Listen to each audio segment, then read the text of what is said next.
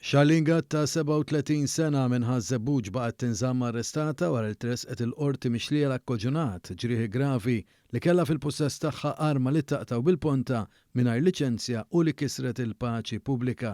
Gatt ġiet akkużata wkoll li kienet riċedifa. Hija wieġbet li mhix ħatja tal-akkużi miġjuba kontriha. Fil-qorti ntqal li Gatt allegatament ħebbet għal mara oħra nhar-4 ta' Mejju li għadda. Il-każ seħħ fi triq Testa Ferrata ta' Xbiex għal ħabta tan-nofsija ta' filgħodu. L-avukat difensur talab għal ħelsien mill-arrest iżda l-prosekuzzjoni oġġezzjonat għal din it-talba.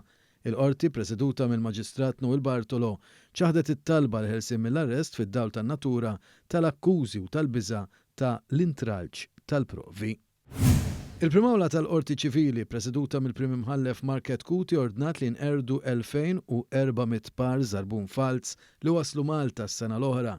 Il-kumpanija Amerikana Nike fetħet kawża kontra l-kumpanija Ċiniża Jinai Import and Export u l-kumpanija Niġerjana Sarl Buzitrad Anane Hakemi. Iż-żraben kienu nħattew fil-Port Ħieles minn fuq bastiment li daħal Malta fi 17 ta' Awwissu ta' l-2021. Kienu uffiċjali ta' dwana li sabu din il-konsinja f'kontejner u ġihom suspett li żraben ma kienux tad-ditta oriġinali.